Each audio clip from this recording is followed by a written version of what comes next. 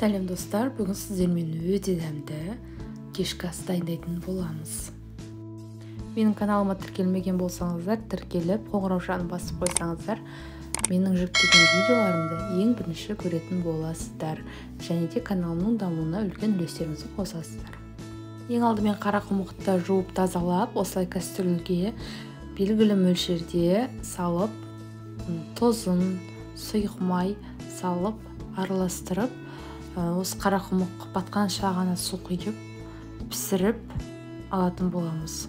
Қарақұмықтың суы тартылып, асты жабысып қалмасы үшін орташа температураға қойып пісіретін боламыз. Қарақұмық піскенше пиязды турап, осылай видеодағыдай етіп турап, одан соң қуырып алатын боламыз. Бізге осындай өте дәмді кешкі ас жасау үшін қандай азық-түліктер қажет екенін описание бөліміне жазып кететін боламын. Міне пиязды турап болдым.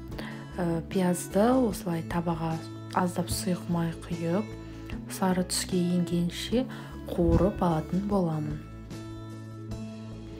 Пияз қуырылғанша осындай екі орташа сәбізді үккіштен өткізіп аламыз.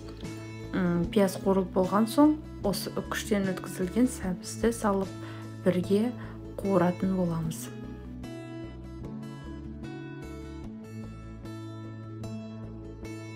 Біздің кешкі асымыз одан әрі дәмді болу үшін осындай тәтті бұрышты да турап бірге қуыруға болады. Ал егер жоқ болса, қоспауларыңызға да болады.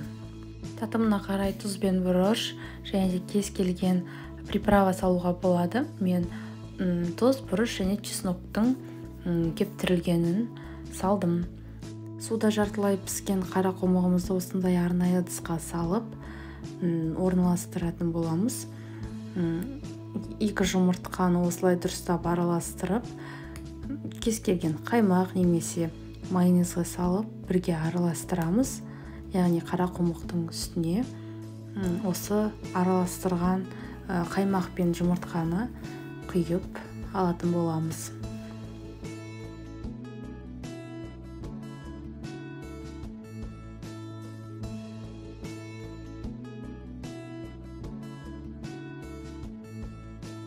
Одан соң майда қуырып алған пияз, сәбіз және де қызыл бұрышымызды үстіне орналастыратын боламыз.